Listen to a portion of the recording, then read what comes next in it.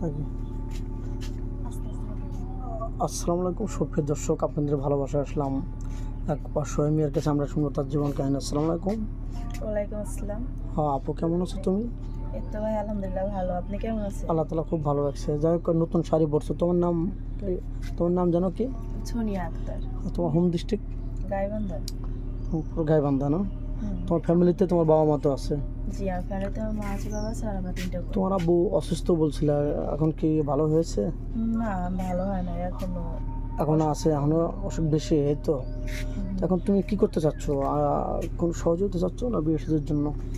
আমি এখানে আসছি ভাই, হচ্ছে কি আমারও তো আর বয়স হইতেছে, আচ্ছা। তো আমি আসছি একটা ভালো মনের মানুষ সেটা খোঁজে, মানে এমন একটা মানুষ আমি পাবো যে দেখা যায় চাই আমি একটু সুখে শান্তিতে থাকতে পারবো, এরকম একটা মানুষ চাই।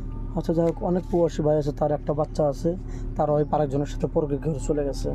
তো তুমি কি ছোট্ট একটা বাচ্চা, তাকে কি তার তার সাথে কি সংসার করবে বা ওরকম ম্যান কি বিয়ে করবে তুমি? শুনেন, আমার হচ্ছে গিয়া তার 5টা বাচ্চা থাকলেও আমার সমস্যা নেই, ঠিক আছে, কারণ তো আমার বাচ্চা কাচ্চা নাই। আর হচ্ছে গিয়ে আমি চাইবো তাদেরকে হচ্ছে গিয়ে আমি আমার নিজের সন্তানের মতো মানুষ করতে। ও আবার কোনো খারাপ রিয়েক্ট করবে না তো? না না, সবাই আর এক হয় না। তো যাই হোক, তোমারও বিশ্বাস করে সে চলে যাবে, তার হ্যাঁ। সন্তানকে তুমি মারধর করবে বা না না, খারাপ আমি ধরনের ওরকম বাজে কেন রিয়েক্ট করবো? করবে? কারণ সে হচ্ছে গিয়ে আমার বিপদের সময় আমার পাশে দাঁড়াইছে। সে হচ্ছে গিয়ে আমার ভালোর জন্যই তো হচ্ছে গিয়ে বাইরে চলে যাবে, তাই না? জি জি তো জি। আমি তার বাচ্চা কাচ্চা গিয়ে আমি কেন কষ্ট দিব?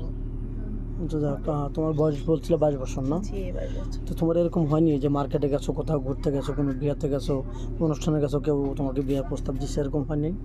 না, আমি এরকম কোথাও ঘুরতে যাই নাই, কারণ এমনি বিয়ের প্রস্তাব আসছে, কিন্তু তারা হচ্ছে গিয়ে যৌতুক চায়। যৌতুকের কারণে হচ্ছে গিয়ে বিয়ে হইতেছে না, তোমাদের কারণ ওদিকে আমাদের ফ্যামিলিতে যৌতুক দেওয়ার মতো সামর্থ্য নেই। ওরকম টাকা পয়সা তো নেই না? হুম। আচ্ছা, কোনো প্রবাসী বাজুল তোমার বাড়িতে তোমাকে রাখতে চায়, তোমার বাড়িতে ঘর করে দিতে চায়, বাড়ি করার মতো কি সামান্য পরিমাণ জায়গা আছে? হ্যাঁ, হালকা পাতলা কিছু জায়গা মানে আছে। এখন সে যদি রাখতে চায়, আমার স্বামী যেখানে রাখবে আমার তো সেখানেই থাকতে হবে, তাই জি না? জি জি জি। আমি থাকবো, সমস্যা নেই। আচ্ছা, যেগুলো অনেক প্রবাসী ভাই আছে, তার মানে টাকা পয়সা নিয়ে তারা ওয়াইফ তাকে অনেক নিঃস্ব করে দিছে, এখন চাচ্ছে যে আমি মেয়ের বাড়িতে করে ধরে খাবো। এখন তোমার বাড়ি তো জায়গা করা, মানে বাড়ি করার মতো একটু জায়গা আছে। হ্যাঁ, বাড়ি করার মতো জায়গা আছে। আচ্ছা, দর্শক বন্ধু শুনতে পেলেন, ভিডিওটা বাড়াতে চাচ্ছি না। যাই হোক, তোমার ফোন নাম্বারটা দিয়ে দাও।